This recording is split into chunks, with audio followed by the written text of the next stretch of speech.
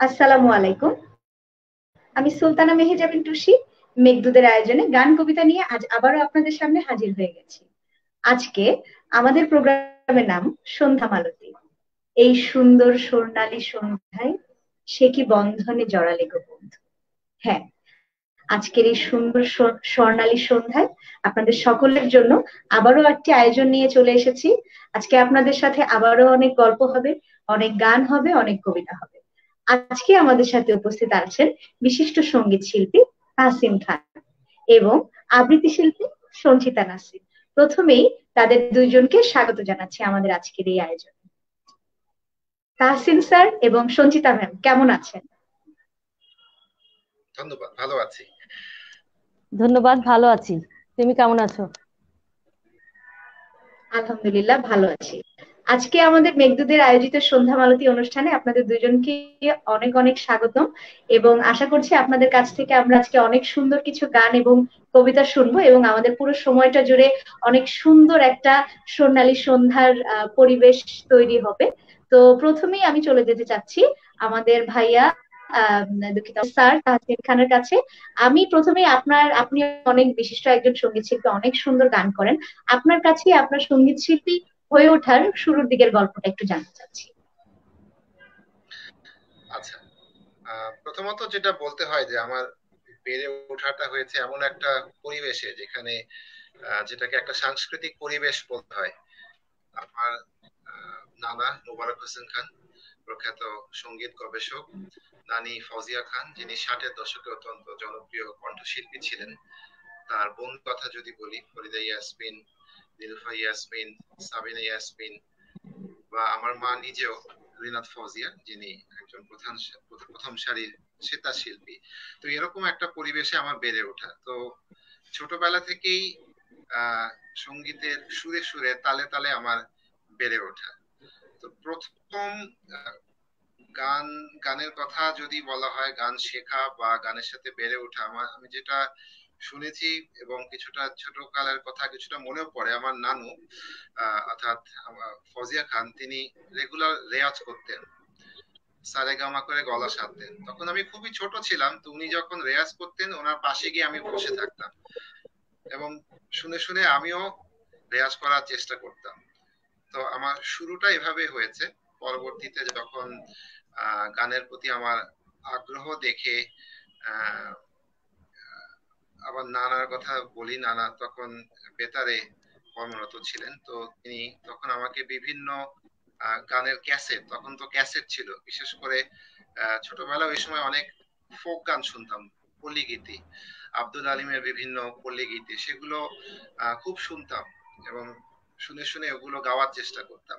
তো এই আগ্রহ দেখে পরবর্তীতে আম্মা রেজা ফজিয়া তিনি আমাকে আহ অনেকটা প্রাতিষ্ঠানিক ভাবে তালিম দেওয়ার কথা চিন্তা করেন এবং আম্মার কাছে আমার সঙ্গীতের যে শিক্ষা গ্রহণ সেটা শুরু হয়। আহ আম্মার কাছেই বেশিরভাগ শিখেছি। এছাড়া পরবর্তীতে আহ নজরুল একাডেমিতেও আমি সেখানে কোর্স করেছি, সেখানেও আমি গান শিখেছি।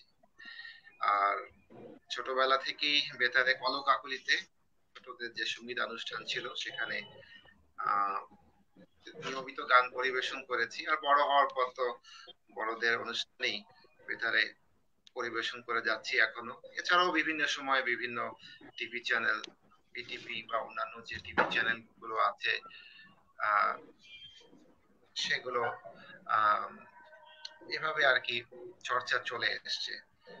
তো আম্মার কাছে আর কি মূলত শেখাটা। আর নজরুল একাডেমিতে ছিলাম যখন, ওখানে শ্রদ্ধেয় ওস্তাদ জাকির হোসেন, তারপর শচীন দাস, ওনাদের মতো লোকদের কাছে শেখার সৌভাগ্য আমার হয়েছিল। এই আর কি, যদি আমার গান শেখার কথা যদি বলি, সংক্ষেপে বলতে গেলে এই কথাগুলি বলতে হয় আর কি। ধন্যবাদ তাহসিন স্যার। সত্যি আপনার গান শেখার গল্পগুলো শুনে আমি মুগ্ধ হচ্ছিলাম এবং খুবই অনুপ্রেরণামূলক কিছু কথা আমি শুনলাম। তো স্যার, সরাসরি আপনার কাছে চলে যাচ্ছি। প্রথমেই আমরা আপনার পছন্দের একটি গান শুনতে চাই।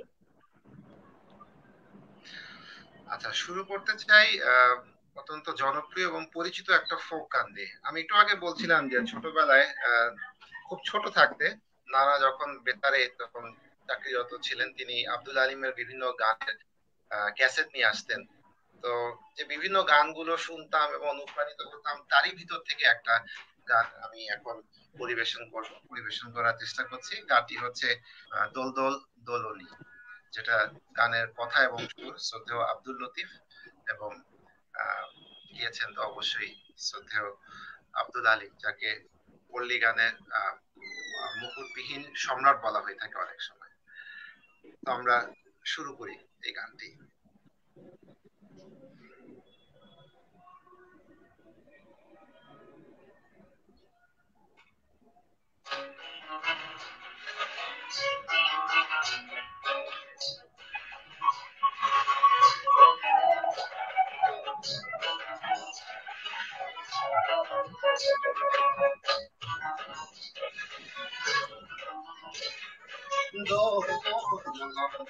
রাঙা মাথার চিরুনি এনে হাত থেকে মান,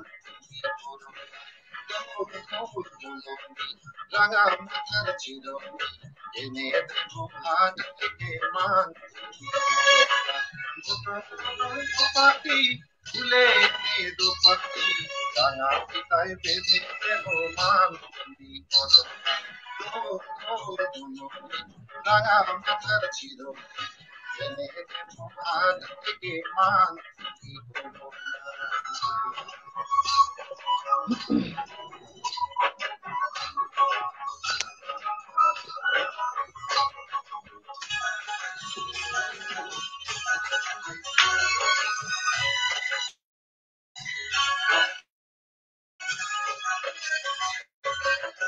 যে দেখো ডালি ফুলে ওই জমেছে বহু কথা ডাকছে পাখি কয় না কথা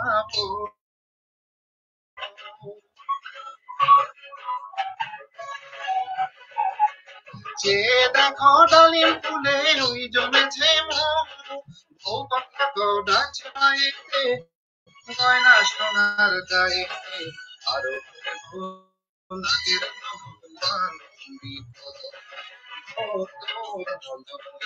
রাঙা মাথার চিরুনি এনে হাত থেকে মান।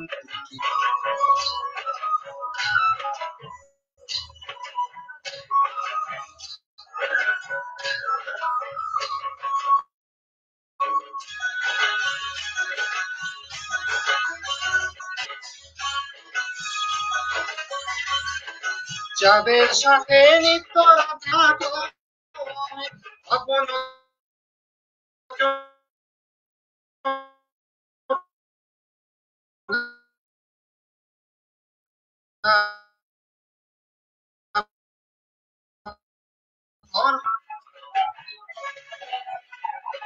যাদের সাথে নিত্য রাতে দাঁড়াইলে তাও কি কানে সব একটুখানি হাসো না, কাছে এসে বসো না, এনে দেব রেশমি চুড়ি মান।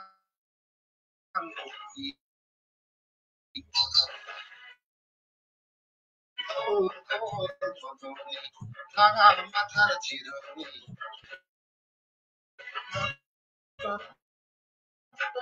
পাতি ভুলে এলে দুপাটি রাঙা পিতায় পেতে দেব মান।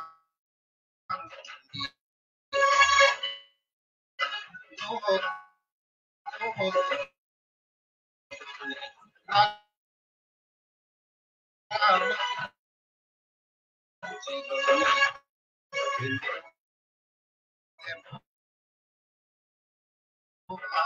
থেকে মান, হাত থেকে মান তুমি করোনা এনে দেব।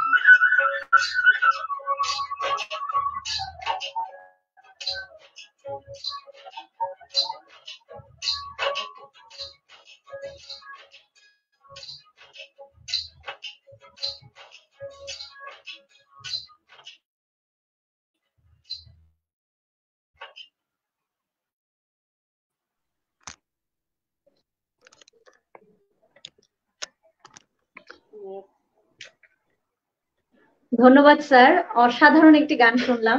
আর সত্যি এই গানটার সাথে আসলে আমরা ছোটবেলা থেকে যারা সংস্কৃতি চর্চার সাথে জড়িত আছি তাদের অনেক সুন্দর কিছু স্মৃতি আমার মনে হয় জড়িত আছে, যারা গান শিখেছে তাদের গানের ক্ষেত্রে, এবং যারা নাচ করেছে, যেমন আমি ছোটবেলায় আবৃত্তি এবং উপস্থাপনার পাশাপাশি নাচ করেছি। আমার জীবনের প্রথম নাচটি ছিল এই গানে। তো আপনার গানটা শুনে আমি আসলে খুব স্মৃতিকাতর হয়ে যাচ্ছিলাম। অসাধারণ একটি গান শুনলাম। অসংখ্য ধন্যবাদ স্যারকে। এবারে আমি চলে যাব সঞ্চিতা ম্যামের কাছে। ম্যাম কেমন আছেন? আলহামদুলিল্লাহ, বেশ ভালো আছি। আপনার আবৃত্তি বরাবরই শুনেছি অনেক সুন্দর। আপনি অনেক ভালো একজন আবৃত্তি শিল্পী। আপনার আবৃত্তি শেখার পিছনে অনুপ্রেরণা কিংবা শুরুর গল্পটা প্রথমে আপনার কাছ থেকে জানতে চাই। আমি একটু বলি আগে, আমার কথা কি শোনা যায়? আমি কিন্তু জি, গান একদম চলার সময় নেটের খুব প্রবলেম পাচ্ছিলাম। এখন আমার প্রবলেম কিনা আমি বুঝতে পারিনি। না, নেট আপনার চেঞ্জ কথা করব। একদম ক্লিয়ার এবং স্পষ্ট শোনা যাচ্ছে। আচ্ছা, বলি। আসলে আমি খুব যে চিন্তা ভাবনা করে আবৃত্তিতে এসেছি তা না। আহ, আমার মায়ের পরিবার খুব সংস্কৃতি মনা ছিল। হয়তো নাম শুনে থাকবে সবাই। আহ, ভারতীয় উপমহাদেশের যে প্রথম মুসলিম অভিনেত্রী বনানী চৌধুরী ছিল আমার মায়ের ফুপু, আর কি আপন ফুপু। তো ওই পরিমণ্ডলে আমার মায়ের বেড়ে ওঠা। গান গাইতো, নাচতো। পুরো পরিবারটা, আমার নানার বাড়ি পুরো পরিবারটাই। আবার আমার পরিবার ছিল আবার একদম ভিন্ন। আহ কালচারাল মাইন্ডেড ছিল না, বলতে ছিল না তো নাই। আহ, বরং অনেক বেশি রেস্ট্রিকশন ছিল। তো মানে রক্তে যেটা থাকে ভিতরে থেকেই গিয়েছিল। আহ, আমরা আমাদের পরিবারে আমরা ওই সুযোগটা পাইনি। আমার মা গান গাইতো, কিন্তু আমরা শেখার সুযোগ বা অনুমতিটা পাইনি, গান বা কবিতা কোনো কিছুই। তো যখন ইউনিভার্সিটি এলাম, যখন পড়াশোনা শুরু করলাম, ঢাকাতে এলাম গ্রাম থেকে, একদম গ্রামে, আমরা গ্রামে ছিলাম। আরেকটু বলে নেই, আমার বাড়ি কিন্তু সাগরদাড়ি। মাইকেল মধুসূদনের আহ জন্মস্থান যে সাগরদাড়ি, সেখানে আমার বেড়ে ওঠা। তো ওখানেও একটা কালচারাল পরিবেশ ছিল, কিন্তু আমাদের শেখার সুযোগ হয়নি। তো খুব ইচ্ছে ছিল নাটক করব, মঞ্চে নাটক করব, অথবা টিভিতে নাটক করব। তো পারিবারিক সীমাবদ্ধতার কারণে হয়ে ওঠেনি।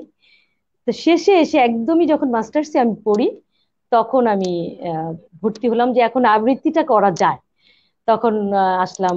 আহ, আমাদের গুরু শিমুল মুস্তাফা, শুধু বাংলাদেশ না, সারা বিশ্বে যিনি আবৃত্তির জন্য বিখ্যাত, শিমুল মুস্তাফার বৈকুণ্ঠ আবৃত্তি একাডেমিতে কর্মশালার মাধ্যমে আমি শিখতে শুরু করলাম।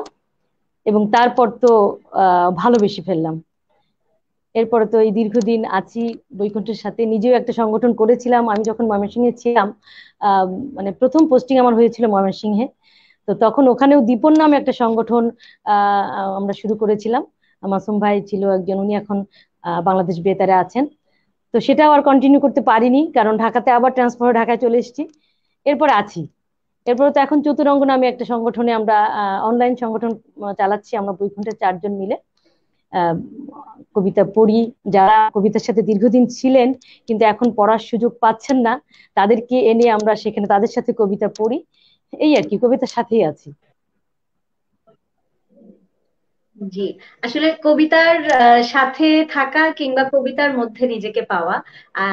আমিও আবৃত্তি চর্চার চেষ্টা করি, সেই জায়গা থেকে মানে আমিও ফিল করি বিষয়টা যে কবিতা এবং কবিতা আবৃত্তি বিষয়টাই হচ্ছে নিজস্বতাকে খুঁজে পাওয়া। মানে যখনই কবিতা পড়ি তখন মনে হয় আমি নিজেকে খুঁজে পাচ্ছি, আমার নিজের ভিতরের আমিকে খুঁজে পাওয়া। তো ম্যাডাম, আপনার কাছে আপনারই পছন্দের কোন কবিতাটি আমরা প্রথমে শুনবো? আমি একটা কবিতা আরো একটা প্রোগ্রামে পড়তে শুরু করেছিলাম।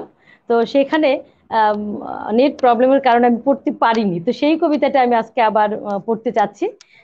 আমি সেই মেয়ে, শুভ জি, দাশগুপ্তের কবিতাটি। শুরু করুন। আমি সেই মেয়ে, বাসে, ট্রেনে, ট্রামে, রাস্তায় আপনি যাকে রোজ দেখেন, যার শাড়ি, কপালের টিপ, কানের দুল আর পায়ের গোড়ালি আপনি রোজ দেখেন। আর আরো অনেক কিছু দেখতে পাবার স্বপ্ন দেখেন। স্বপ্নে যাকে ইচ্ছে মতন দেখেন, আমি সেই মেয়ে। বিহারের প্রত্যন্ত গ্রামে দিনের আলোয় যার ছায়া মারানো আপনার ধর্মে নিষিদ্ধ, আর রাতের গভীরে যাকে বস্তি থেকে তুলে আনতে পায়েক বরকন্দাজ পাঠান আপনি, আর সুসজ্জিত বিছানায় যার জন্য অপেক্ষায় অধীর হয় আপনার রাজকীয় লাম্পট্য। আমি সেই মেয়ে, আমি সেই মেয়ে, আসামের চা বাগানে ঝুপড়ি কামিন বস্তি থেকে যাকে আপনি নিয়ে যেতে চান সাহেবী বাংলোয় মধ্যরাতে। ফায়ার প্লেসের ঝলসে ওঠা আলোয় মোদির চোখে দেখতে যান যার অনাবৃত শরীর। আমি সেই মেয়ে, রাজস্থানের শুকনো উঠোন থেকে পিপাসার জল আনতে যাকে আপনি পাঠিয়ে দেন 10 মাইল দূরে সরকারি ইদারায়। আর 20 মাইল হেঁটে ক্লান্ত বিধ্বস্ত যে রমণী ঘরে কাছে ঘরে ফিরলেই বসিয়ে দেন চুলার আগুনের সামনে আপনার রুটি বানাতে। আমি সেই মেয়ে, আমি সেই মেয়ে যাকে নিয়ে আপনি মগ্ন হতে চান গঙ্গার ধারে, কিংবা ভিক্টোরিয়ার সবুজে, কিংবা সিনেমা হলের নীল অন্ধকারে।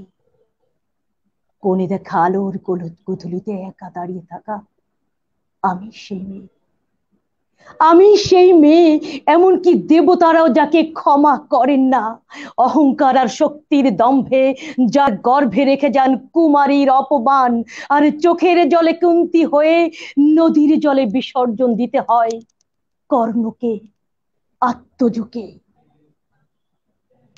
আপনি, আপনারা আমার জন্য অনেক করেছেন, সাহিত্যে কাব্যে শাস্ত্রে লোকাচারে আমাকে মা বলে পুজো করেছেন, প্রকৃতি বলে আদিক্ষেতা করেছেন।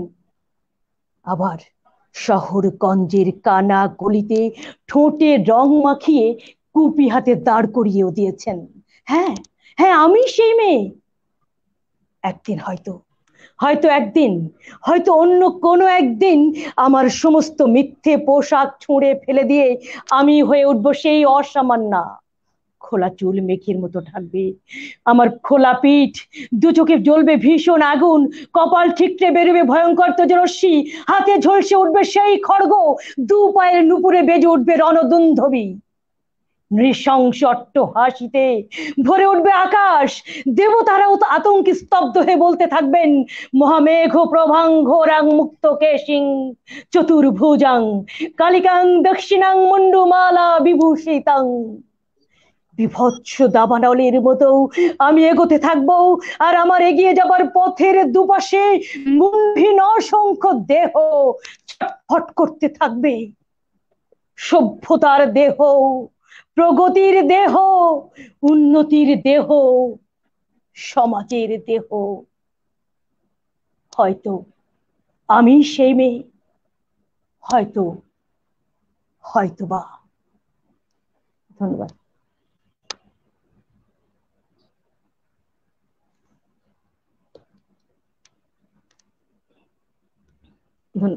আমি আসলে কবিতার মধ্যে নিজেকে খুঁজে পেয়েছিলাম বলতে পারি।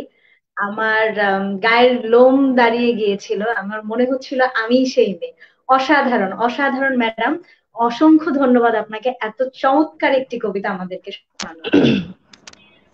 এবারে আমি আবারও তাহসিন খান স্যারের কাছে চলে যাচ্ছি। স্যার, আপনি যেহেতু গান শিখেছেন, ছোটবেলা থেকেই গান শিখেছেন এবং এখনো গান চর্চার সাথে আছেন, আমরা যারা গান শিখি কিংবা কবিতা করি কিংবা নাচ করি, আমাদের বিভিন্ন অনুষ্ঠানে যেতে হয়। তো আপনারও নিশ্চয়ই অনেক অনুষ্ঠানে অবশ্যই অনেক কবিতা আছে। সেই সব অনুষ্ঠানের সাথে আপনার গান শেখার মানে গানের কোনো অনুষ্ঠানের কোনো একটা মজার স্মৃতি যদি আমাদের সাথে শেয়ার করতেন।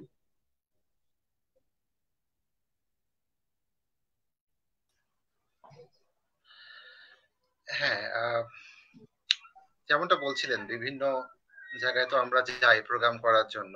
তো প্রোগ্রাম করার সময় বিভিন্ন মজার মজার অভিজ্ঞতা। আমি আমার ছোটবেলায় যে পলক পাকুড়িতে যে গান গাইতাম বেতারে, তখনকার কথাই বলি। খুব উৎসাহ ভরে যেতাম, সাথে আম্মাও যেতেন, নানাও যেতেন, একটা উৎসব মুখর পরিবেশ। তো লাইভ প্রোগ্রাম হতো, যন্ত্রী যারা থাকতেন সবাই মিলে একটা আলাদা একটা স্পিরিট। তো কোন রকম ভুল হলে ওখানে মেকআপ করার কোনো সুযোগ নাই, যেহেতু রেকর্ডিং না, লাইভ। সমস্যা হয়নি, একবার একটু সমস্যা হয়ে গেছিল রিহার্সালের সময়। তো ওখানে একটু কমিউনিকেশন গ্যাপ হয়ে গেছিল। যে উনি হয়তো মনে করছিলেন যে একবার বাজানোর পরেই উনি মিউজিক বাজাবেন।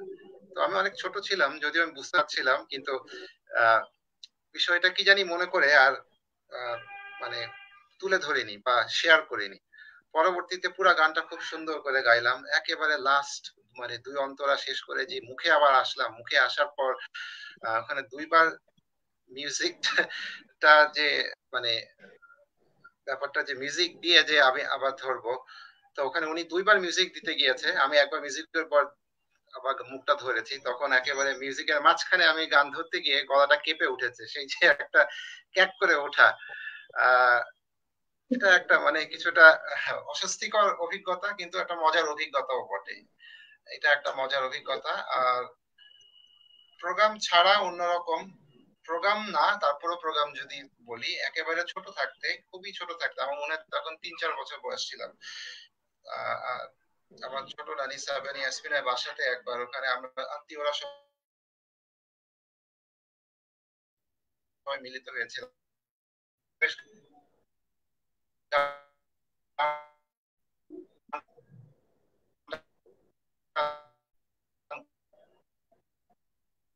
করছিল। তো আমাকে যখন বলা হলো গান গাওয়ার জন্য, তো আমি খুব লাজুক প্রকৃতির ছিলাম আর কি। তা আমি বলছি গান গাবো না, গাবো না, কিন্তু গান গাইতে ইচ্ছুক, কিন্তু গান গাইবো না আর কি, এরকম একটা অবস্থা। লাস্টে দফা রফা হলো যে আমার নানি ফজিয়া খান, ওনার কোলে বসে গান গাইবো এবং ওনার দিকে গান পরিবেশনা করব। শেষ পর্যন্ত ভাবি আর কি গান গাইলাম আর কি। তো এটাও একটা মজার অভিজ্ঞতা আর কি, সবার দিকে পিছন ফিরে পিঠ প্রদর্শন করে পরিবেশনা। এখন মনে করলে আর কি। সত্যি চমৎকার কিছু অভিজ্ঞতার কথা আমরা শুনলাম। স্যার, এবারে এরকমই একটি চমৎকার গান শুনতে চাই আপনার কাছে, কোন গানটি শুনবো? আচ্ছা, যে গানটি গাইবো আমার 2014 সালে একটা সোলো অ্যালবাম বের হয়েছিল, সুখের ঘুড়ি। লেজার ভিশন থেকে আমার এই অ্যালবামটা বের হয়েছিল, এবং অ্যালবামটার সবগুলো গানই শুরু করেছিলেন এবং সঙ্গীত পরিচালক বাসুদেব ঘোষ, যিনি গত বছর আমাদের ছেড়ে চলে গিয়েছেন। তো ওনার কথা একটু বলি, ওনার সাথে এই পুরো অ্যালবামটা নিয়ে কাজ করার যে বিভিন্ন অভিজ্ঞতাগুলো। আহ প্রথমে উনি দেশের গানের অ্যালবামে একটা প্রজেক্ট নিয়ে কাজ করছিলেন, সেই প্রজেক্টে অংশগ্রহণ করার জন্যই প্রথমে দুটো গান করি। তো দুটো গান গাওয়ার পর ওনার যখন ভালো লাগে, উনি নিজে থেকেই একটা প্রস্তাব নিয়ে আসলেন যে একটা সোলো অ্যালবাম করলে কেমন হয়। তো সেই অনুযায়ী সোলো অ্যালবাম করার কাজ শুরু করলাম, ধীরে সুস্থে গুছিয়ে গুছিয়ে সুন্দর করে কাজগুলো করার চেষ্টা করছিলাম। অনেক ব্যস্ততা থাকতো, সকালবেলায় আমার 7:30টার মধ্যে বের হয়ে যেতে হতো, আবার বাসায় আসতে আসতে 5টা 6টা বেজে যেত। তারপরে আবার যেতাম হয়তো 7টার দিকে ওনার স্টুডিওতে গিয়ে, মগবাজারে গিয়ে গানগুলো রেকর্ড করতাম। সকাল 7:30টায় বের হয়ে রাতে ফিরতে ফিরতে 11টা। এই এত ব্যস্ততার মধ্যে দিয়ে আর কি গানগুলো রেকর্ড করা। কিন্তু প্রতিটা গান করার সময় আহ ওনার কাছ থেকে যে পরিমাণ শিখেছি, মানে গান আমি বললাম যে গানের আহ তালিম নেওয়া, যেটা মার কাছ থেকে মূলত হয়েছে বা পরবর্তীতে নজরুল একাডেমিতে বিভিন্ন বড় বড় ওস্তাদদের কাছে হয়েছে। কিন্তু আরেকটা জিনিস আছে, যেটা গান গাওয়া শেখা, গানের থ্রোয়িং বা অন্যান্য যে বিষয়গুলো, যেটার জন্য একজন সঙ্গীত পরিচালককে প্রয়োজন হয়ে থাকে, যে কাজটা করেছিলেন শ্রদ্ধেয় বাসুদেব ঘোষ।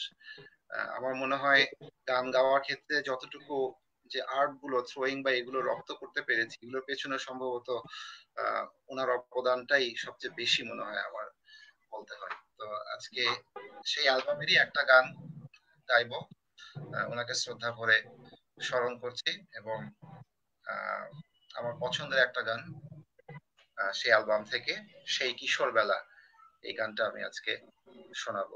গানটা কথা লিখেছেন শামীম পারভেজ, তিনিও চলে গেছেন, তিনিও মারা গিয়েছেন। আর বাসুদেব ঘোষ, বাসু মামা, তিনিও তো চলে গিয়েছেন। আসুন গানটা শুনি।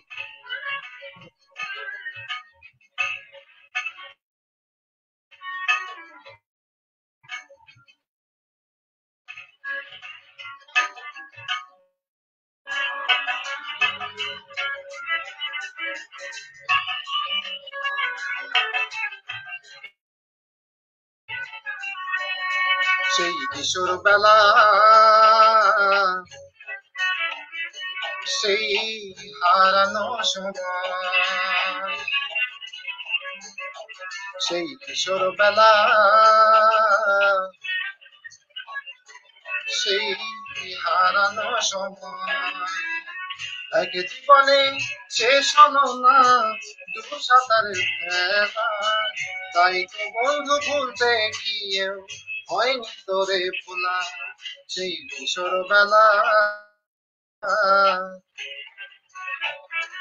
সেই হারানো সময়।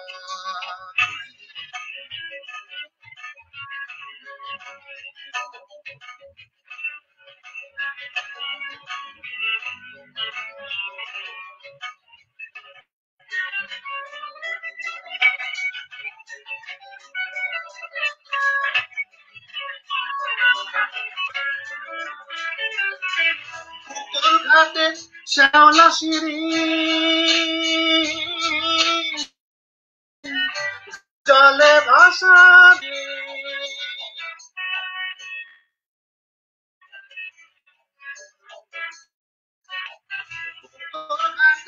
শ্যাওলা সিঁড়ি, জলে ভাসা দুনিয়া নারী, সই গেল আজও কেন ঘরে ফেরা হলো না, ঘরে ফেরা হলো না, সেই কিশোর বেলা, সেই হারানো সময়।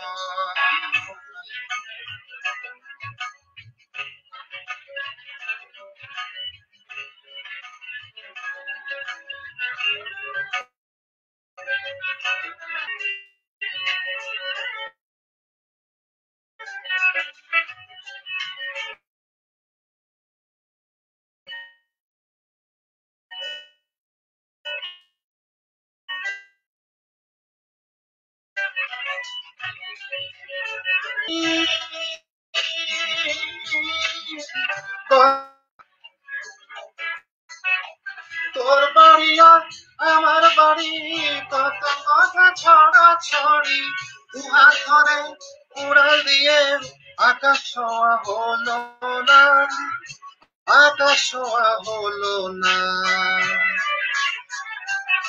সেই কিশোর বেলা, সেই হারানো সময়, সেই কিশোর বেলা, সেই হারানো সময়, শেষ হলো না সাঁতারের খেলা, তাই তো বন্ধু ভুলে ভোলা, সেই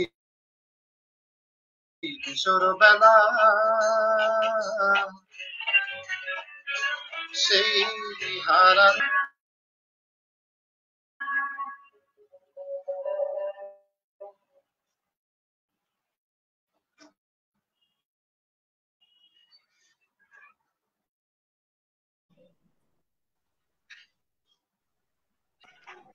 অসংখ্য ধন্যবাদ স্যার, চমৎকার আরো একটি গান শুনে আসলাম আমরা। সত্যি গানটা শুনে মনে হচ্ছিল জীবনের কোনো একটা হারানোর সময় আমরা ফিরে চলে যাচ্ছি। আমাদের সাথে অনেক অনেক দর্শক যুক্ত আছেন, আমাদের দর্শকরা কন্টিনিউয়াসলি আমাদের সাথে কমেন্ট করে যাচ্ছেন। সকল দর্শককে অনেক অনেক ধন্যবাদ, আপনারা এত ধৈর্য নিয়ে আমাদের এই অনুষ্ঠানটি দেখছেন। একটা চমৎকার আয়োজন আমরা আপনাদেরকে উপহার দেওয়ার চেষ্টা করেছি। তো আপনারা আমাদের সাথে থাকুন, আমাদের অনুষ্ঠানের আমরা মাঝামাঝিতে আছি। আমরা চলে যাব এবারে আমাদের সঞ্চিতা ম্যাডামের কাছে। ম্যাডাম, আপনার কাছেও একই ধরনের প্রশ্ন থাকবে।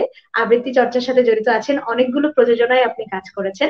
তো সেই প্রযোজনাগুলো করার সময় অনেক মজার স্মৃতি গড়ে ওঠে, রিহার্সাল রুমে কিংবা পর্দার পেছনে গ্রিন রুমে কিংবা স্টেজে ওঠার ঠিক আগ মুহূর্তে কিংবা স্টেজে ওঠার পরে। তা আপনার কাছে আপনার আবৃত্তি এরকম কোন অনুষ্ঠানের কোন একটা মজার স্মৃতি সম্পর্কে জানতে চাই। আসলে আবৃত্তি অনুষ্ঠানগুলোতে স্টেজে যা হয়, স্টেজের পেছনে আসলে অনেক কিছুই হয়, সাজগোজ নিয়ে, তারপর আমরা যে ড্রেসগুলো পরি আবৃত্তির জন্য সেগুলো নিয়ে, সবচেয়ে বেশি হয় রিহার্সেলের সময়। তো এসব ছাপিয়ে আমার কাছে আবৃত্তির মানে যখনই আমি কোনো স্মৃতি রোমন্থন করতে যাই, তখন আমার একটা স্মৃতি খুব বেশি করে মনে হয়, সেটা হচ্ছে অনেক বছর আগে আমরা একবার গিয়েছিলাম মেহেরপুরে। মেহেরপুর মানে কুষ্টিয়ার পাশ, তখন কুষ্টিয়ার মধ্যেই ছিল কিনা, অনেক বছর আগে।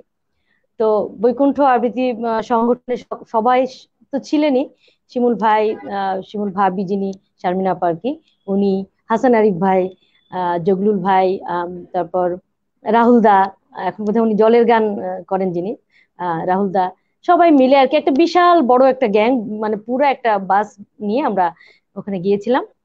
তো একটা বাড়িতে আমরা ছিলাম। তো ওই বাড়িতে আসলে সবার ঘুমানোর মতো অবস্থা আর কি ছিল না, যে এট এ টাইম সবাই ঘুমাবে সেরকম ছিল না। তো সেই দিনটা ছিল আহ ঠিক এরকম একটা সময়, আশ্বিনের শেষ দিকে অথবা কার্তিকের শুরু এরকম। খুব ওয়েদারটাও খুব সুন্দর ছিল। আবার একদমই জ্যোৎস্না রাত ছিল, ভরা পূর্ণিমা। তো ছোট্ট একটা নিরিবিলি শহর, আর এতগুলা প্রিয় মানুষ একসাথে, আবার সবাই ঘুমাতেও পারছে না। আমরা সবাই গিয়ে মানে রাস্তায় গিয়ে বসলাম। কেউ হাঁটছে, কেউ রিক্সায় চড়ছে, কেউ গল্প করছে। এর মাঝখান দিয়ে রাহুল দা আর জগলুল দা দুজনে মানে গান করলেন, সারা রাত ধরে গান করলেন। এবং জ্যোৎস্না রাতে শিশিরে ভিজে যাচ্ছি আমরা, কিন্তু সেই যে মানে আমি জানি না তুমি শুনেছো কিনা রাহুলদার গান। জগলুল দা এখন আমাদের মাঝে নাই। আহ, তখনই ওনার ক্যান্সার ধরা পড়েছিল। তো উনি খুবই সুন্দর গান গাইতো, মানে আমি ভুলতে পারি না আর কি সেই রাতটার কথা। মানে আবৃত্তি বললাম না, যত স্মৃতি আমি মনে করি, এই সুখ স্মৃতিটা আমার সব কিছু ছাপিয়ে, যে ওই রাতটার কথা আমার মানে খুব মনে হয় যে এত সুন্দর একটা রাত আমরা সেদিন সে মানে ওইখানে মেহেরপুরে কাটিয়েছিলাম। তো এই হচ্ছে আমার মানে ছোট্ট একটা স্মৃতি। আর তো স্মৃতি আছেই, অনেক স্মৃতি আছে, বিশেষ করে রিহার্সেল রুমে মানে অনেক স্মৃতি আছে। তো এত স্মৃতিতে না যায় আমি একটাই বলি আর কি। Thank you.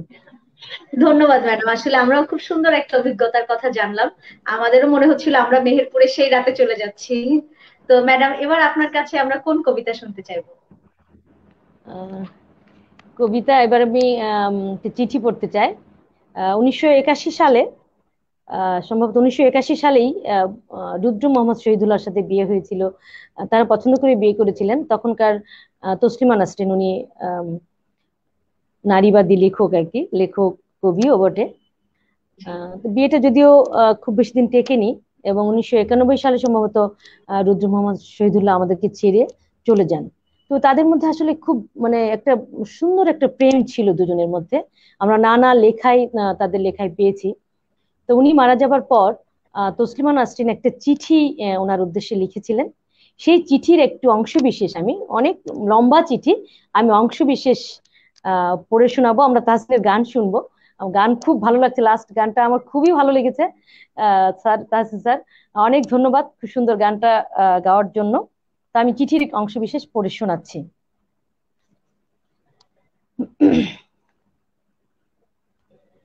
প্রিয় রুদ্র, তুমি আকাশের ঠিকানায় চিঠি লিখতে বলেছিলে। তুমি কি এখন আকাশ জুড়ে থাকো? তুমি কি আকাশে উড়ে বেড়াও তুলোর মতো, পাখির মতো? তুমি জগৎ সংসার ছেড়ে আকাশে চলে গেছো। তুমি আসলে বেঁচেই গেছো রুদ্র। আচ্ছা আচ্ছা, তোমার কি ইচ্ছে হয় না আবার একদিন পাখি হয়ে উড়ে উড়ে ফিরে আসতে তোমার সেই ইন্দিরা রোডের বাড়িতে? আবার সেই নীলক্ষেত, শাহবাগ, পরিবাগ, লালবাগ চষে বেড়াতে? ইচ্ছে তোমার হয় না এ আমি বিশ্বাস করি না। ইচ্ছেটি কি হয়? পারো না। অথচ একসময় যা ইচ্ছে হতো তোমার, তুমি তাই করতে। ইচ্ছে যদি হতো সারা রাত না ঘুমিয়ে গল্প করতে করতে, যদি তোমার ইচ্ছে হতো সারা দিন হাঁটবে হাঁটতে, কে তোমাকে বাধা দিত? জীবন ছিল তোমার হাতের মুঠোয়। আমার ভাবতে ভীষণ অবাক লাগে, জীবন তোমার হাতের মুঠোয় নেই। যেদিন ট্রাকে করে তোমাকে নিয়ে গেল বাড়ি থেকে, আমার খুব দম বন্ধ লেগেছিল। ঢাকা শহরটিকে এত ফাঁকা আর কখনো লাগেনি। বুকের মধ্যে এত হাহাকার আর কখনো জমেনি। আমি ঢাকা ছেড়ে সেদিন চলে গিয়েছিলাম ময়মনসিংহে। আমার ঘরে তোমার বাক্স বন্দি চিঠিগুলো পড়তে পড়তে কান্নায় ভেঙে পড়েছিলাম। আমাদের বিচ্ছেদ ছিল 4 বছরের। এত বছর কি গভীর করে বুকের মধ্যে রয়ে গিয়েছিলে সেদিন আমি টের পেয়েছি। শেষ দিকে তুমি শিমুল নামের একটি মেয়েকে ভালোবাসতে। শিমুল মেয়েটিকে আমি কোনোদিন দেখিনি। তোমাকে ছেড়ে চলে গেছি ঠিকই, কিন্তু আর কাউকে ভালোবাসতে পারিনি। ভালোবাসা তো যাকে তাকে বিলোবার জিনিস নয়। আকাশের সঙ্গে কথা হয় রোজ, কষ্টের কথা, সুখের কথা। একদিন আকাশ ভরা জ্যোৎস্নায় গা ভেসে যাচ্ছিল আমাদের। তুমি 2-4টি কষ্টের কথা বলে নিজের লেখা একটি গান শুনিয়েছিলে। ভালো আছি, ভালো থেকো, আকাশের ঠিকানায় চিঠি লিখো। মোংলায় বসে গানটি লিখেছিলে। মনে মনে তুমি কার চিঠি চেয়েছিলে, আমার নাকি শিমুলের? অনেকদিন ইচ্ছে তোমাকে একটা চিঠি লিখি। একটা সময় ছিল তোমাকে একটা চিঠি প্রতিদিন একটা করে চিঠি লিখতাম, তুমিও লিখতে প্রতিদিন। সেবার আরমানিটোলার বাড়িতে বসে দিলে আকাশের ঠিকানা। তুমি পাবে তো এই চিঠি। জীবন আর জগতের তৃষ্ণা তো কোনোদিন মানুষের মেটে না, তবু মানুষ আর বাঁচে কদিন বলো? দিন তো ফুরোই, আমার কি দিন ফুরোচ্ছে না? আমাকে সকাল বলে ডাকতে তুমি, কতকাল ওই ডাক শুনি না। তুমি কি আকাশ থেকে সকাল, আমার সকাল বলে মাঝে মধ্যে ডাকো, নাকি আমি ভুল শুনি? ইতি সকাল। ধন্যবাদ।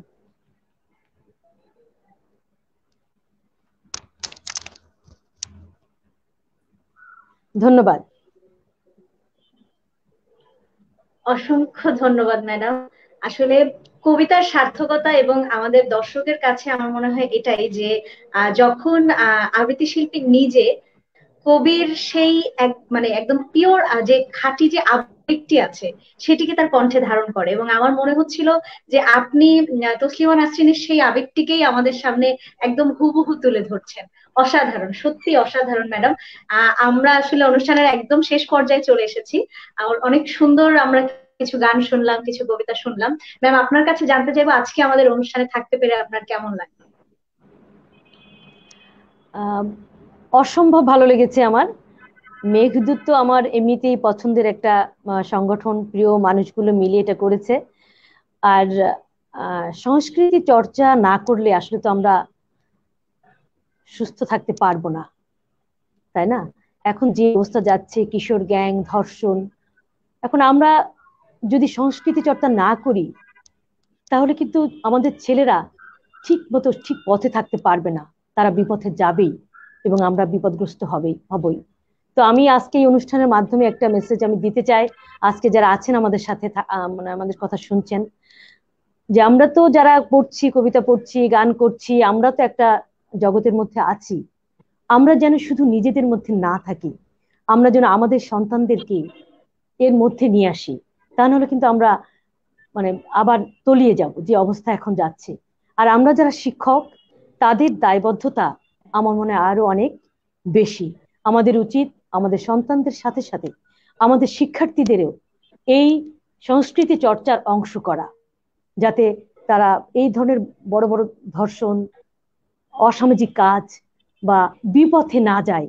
এই সমাজ সুস্থ রাখতে গেলে সংস্কৃতি চর্চার কোনো বিকল্প নাই। আর মেঘদূতকে অসংখ্য ধন্যবাদ যে সেই কাজটাই তারা এত সুন্দরভাবে, এত মানে আমি কি বলবো, যে প্রতিদিন তাদের এক একটা প্রোগ্রাম দেখছি, তাদের এক একটা আইডিয়ার কথা আমরা শুনছি এবং আমি সত্যি মুগ্ধ হচ্ছি। মেঘদূতের কার্যক্রম ছড়িয়ে যাক সারা দেশ জুড়ে এবং অনেক মানুষ বিপদ থেকে পথে আসুক এই কামনা রইল। আমরা সবাইকে ভালোবাসি। সবাইকে অনেক অনেক ধন্যবাদ। আর আমাদের কথা শোনার জন্য, আবৃত্তি গান শোনার জন্য অসংখ্য ধন্যবাদ সবাইকে। এবং টুসিকেও খুব ধন্যবাদ খুবই ভালো উপস্থাপনের জন্য। ধন্যবাদ সবাইকে। আপনাকে অসংখ্য ধন্যবাদ ম্যাডাম। ইনশাল্লাহ আপনাকে মেঘদূতের সাথে আমরা আরো পাবো। সেই সাথে আপনার কথার সাথেই কথা মিলিয়ে বলতে চাই, আজকে আমাদের সাথে যারা দর্শক উপস্থিত আছেন, আমরা মেঘদূতের পক্ষ থেকে চেষ্টা করি সবসময় আপনাদের জন্য কোনো না কোনো অনুষ্ঠান নিয়ে আসার। সেই সাথে আমাদের মাসিক 3টি অনুষ্ঠান থাকে, হারানো সুর, চড়ুই ভাতি এবং কবি আড্ডা। এই মাসিক 3টি অনুষ্ঠান আমরা সবসময় করে থাকি। তার পাশাপাশি প্রত্যেক সপ্তাহান্তে আমরা একটি অনুষ্ঠানের আয়োজন করি, আপনাদের সাথে যুক্ত থাকার চেষ্টা করি। তাই আপনাদের সকলকে আমন্ত্রণ জানাচ্ছি মেঘদূতের সাথে যুক্ত হওয়ার জন্য। আমাদের ফেসবুক পেজে আপনারা যুক্ত হয়ে যাবেন। আমাদের ফেসবুকে মেঘদূতের একটি গ্রুপ আছে, সেখানেও আমাদের সাথে যুক্ত থেকে সংস্কৃতি চর্চায় নিজেকে নিয়োজিত রাখবেন, এই আশা করছি আপনাদের কাছে। এবারে আমি তাহসিন খান স্যারের কাছে চলে যাব। আমরা প্রথমে স্যারের কাছে স্যারের অনুভূতি জানতে চাইবো, এবং আজকের এই স্বর্ণালী সন্ধ্যা, আমাদের এই সন্ধ্যা মালতী অনুষ্ঠান স্যারের গান শুনতে শুনতে আমরা শেষ করব। স্যারের গানে যাবার আগে আমি একটু স্যারের কাছে জানতে চাচ্ছি, স্যার আজকের অনুষ্ঠানে আমাদের সাথে থাকতে পেরে আপনার কেমন লাগছে? অবশ্যই মেঘদূত আয়োজিত আজকের এই অনুষ্ঠানে থাকতে পেরে খুবই ভালো লাগছে। সুস্থ সংস্কৃতি বিকাশের ক্ষেত্রে এবং চর্চার ক্ষেত্রে এবং বিকাশের ক্ষেত্রে মেঘদূত চমৎকার একটা ভূমিকা রেখে চলেছে। আসলে বর্তমান সময়ে যে হতাশার যে সময় চলছে এবং তার উপর করোনার যে একটা পরিস্থিতি চলছে, এই করোনার মধ্যে আমার মনে হয় আমরা যে এই বিভিন্ন অনলাইন ফোরামে যে প্রোগ্রামগুলো করতে পারছি, এটা মনে হয় অনেক খারাপ দিকের মধ্যে এটা একটা ভালো দিক। এবং এর মধ্যে দিয়ে এই যে সাহিত্য, সংস্কৃতি এগুলো ছড়িয়ে দেওয়ার একটা প্রয়াস খুব সুন্দরভাবে নেওয়া সম্ভব হচ্ছে। যে কারণে মেঘদূতের সাথে যুক্ত যারা আছেন সকলেই ধন্যবাদের দাবিদার, এবং তারা সামনেও এই ধরনের অনুষ্ঠান, এই ধরনের আয়োজন চালিয়ে যাবেন সেটা চাইবো। এবং শ্রোতা যারা আছেন সবাই এর সাথে যুক্ত থাকবেন, এবং আমরা সবাই যার যার অবস্থান থেকে চেষ্টা করব এই সুস্থ সংস্কৃতি, সাহিত্য এর বিকাশ ঘটানোর জন্য। সমাজ থেকে সকল হতাশা যেন এই সংস্কৃতির মাধ্যমে আমরা ঘটাতে পারি। ধন্যবাদ। ধন্যবাদ স্যার। স্যারের অনুভূতি শুনলাম। আমরা আপনাদের কাছ থেকেও অনেক অনেক কমেন্ট পাচ্ছি। আমাদের সাথে যারা দর্শক জড়িত আছেন, আপনাদের সকলকে আমাদের মেঘদূতের পরিবারের পক্ষ থেকে অনেক অনেক অনেক ধন্যবাদ যে আপনারা আপনাদের জীবনের এত মূল্যবান সময় থেকে আমাদেরকে সময় দিয়েছেন, আমার অনুষ্ঠানটি উপভোগ করছেন। আপনাদের ভালোবাসায় আমরা সামনে আপনাদের জন্য আরো অনেক সুন্দর সুন্দর অনুষ্ঠান নিয়ে আসবো। আজকে আমাদের অনুষ্ঠানের একেবারেই শেষ পর্যায়ে আমি সুলতানা মেহেজাবিন টুসি আপনাদের কাছ থেকে বিদায় নিচ্ছি, কিন্তু আপনাদের কাছ থেকে অনুষ্ঠানে বিদায় হবে আরো একটু পরে। আপনাদের সকলকে আমাদের তাহসিন খান স্যারের আরেক গান শুনবার জন্য আহ্বান জানিয়ে আমি আপনাদের কাছ থেকে বিদায় নিচ্ছি। আপনারা সকল গানটি শুনবেন এবং আমাদের মেঘদূতের পরবর্তী আয়োজনে আমাদের সঙ্গে আবারও যুক্ত হয়ে যাবেন। ধন্যবাদ স্যার। আপনার গান শুনতে শুনতে আজকে আমরা বিদায় নিব। অনুষ্ঠানের একদম শেষ পর্যায়ে এসে যে গানটি গাইবো এটা দেশের গান। মূলত দেশের গানের আসলে কোনো নির্দিষ্ট সময়, নির্দিষ্ট কোনো দিন এরকম, এর যে আবেগ, এই আবেগটা সারা বছর ব্যাপী থাকে। প্রতিটা মাস, প্রতিটা দিন, সারা বছরই দেশের গান চর্চা। তো সেই অনুভূতি থেকেই এখন আমি একটা দেশের গান করার চেষ্টা করছেন, এবং শুরু করেছেন আমার মা, বিশিষ্ট শ্বেতা শিল্পী অধ্যাপক।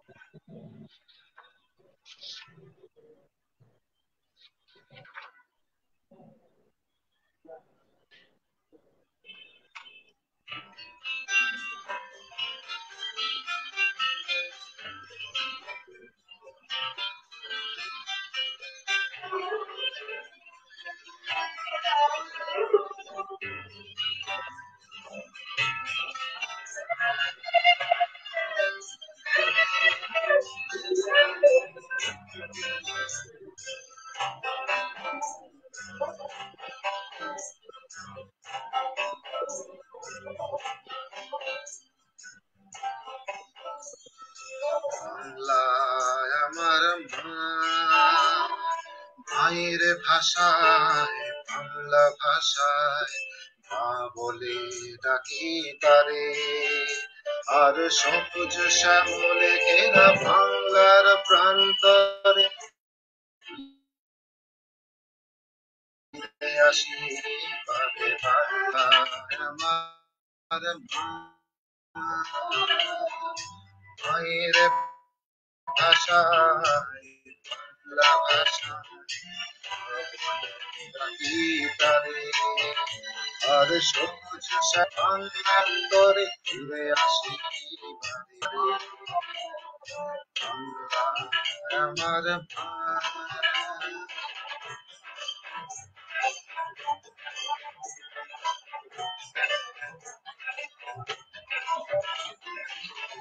নদী যখন স্রোতের টানে ভেসে চলে দূর জানে, মন পড়ে যায় বাংলা গানে। আদি আদি বলি তারে, তখন স্রোতের টানে ভেসে চলে দূর জানে, মন পড়ে যায় বাংলা গানে। আদি আদি বলি তারে, বাংলায় আমার মায়ের ভাষা, মায়ের মতো দামি।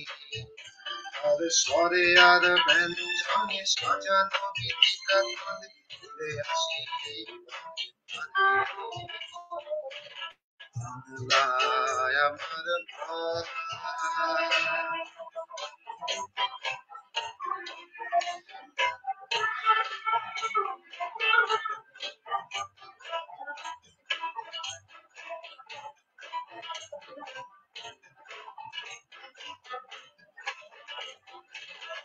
আকাশ থেকে যখন ঝরে রূপর হাসি ধরে ধরে, মায়ের ভাষায় পরাণ ধরে জ্যোৎস্নায় আমি বলি তারে।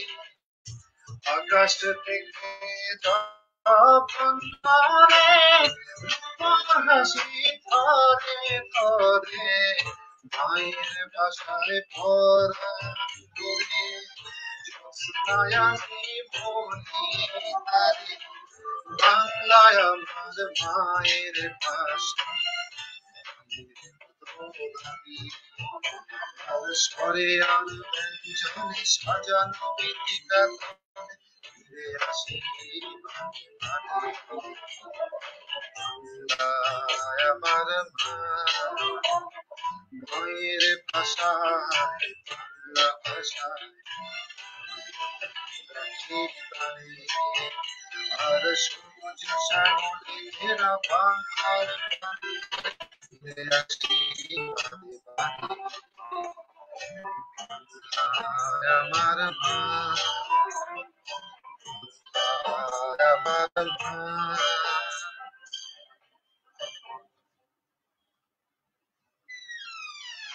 ধন্যবাদ।